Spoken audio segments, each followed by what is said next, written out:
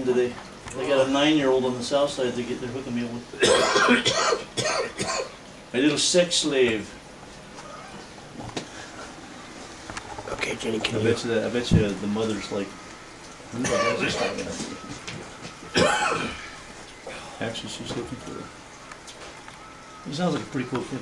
Wants to go out and play soccer. I'll bring him with me to games. Okay. Hello, and welcome to the History of the Drum speech by Ken Easter. Today we're going to be talking about where the drum came from, the origin, and a little bit about tuning the drums and how they've evolved over the years. How many of you have banged on some pots and pans when you were kids? Maybe a bucket or even a coffee can. Did you ever wonder where that actually came from? Well, I've been playing drums for about 20 years now. I started playing when I was 8. I've done lots of different things, congas, regular drum sets, and through my experience and some references, I'll give you an idea of where they came from.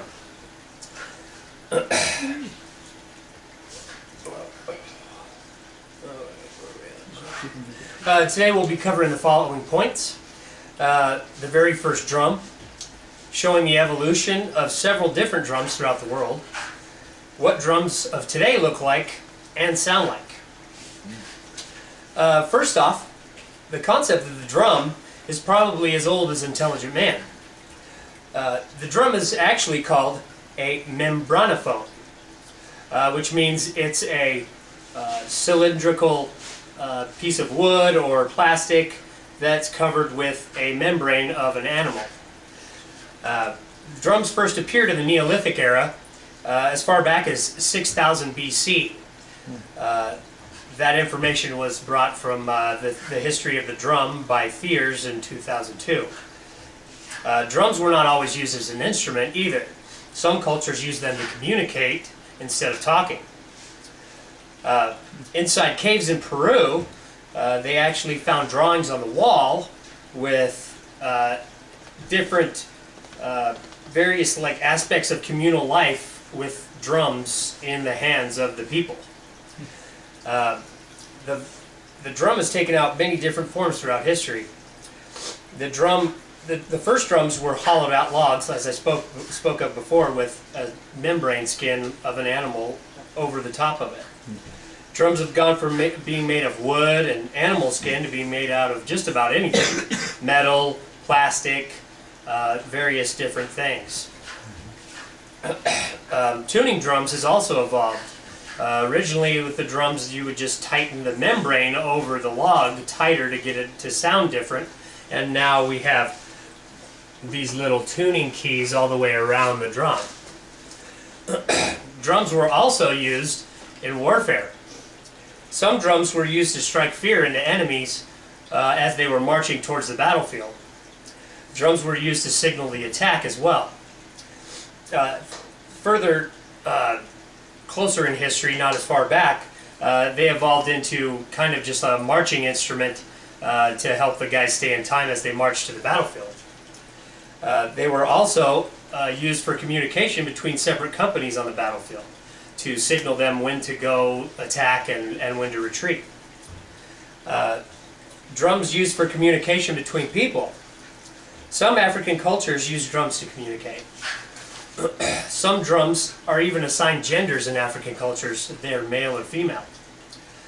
Drums are still considered very sacred by some African tribes, and in some instances, women are to treat drums as the same as the male body. Respect. Don't touch. It's a sacred thing. And also in some tribes, women were killed for even touching the sacred drum of the tribe. I'd like to show you guys a couple different drums. These are called bongos. They are kind of like the drums of old. They're wood with a membrane, but this is actually not animal skin.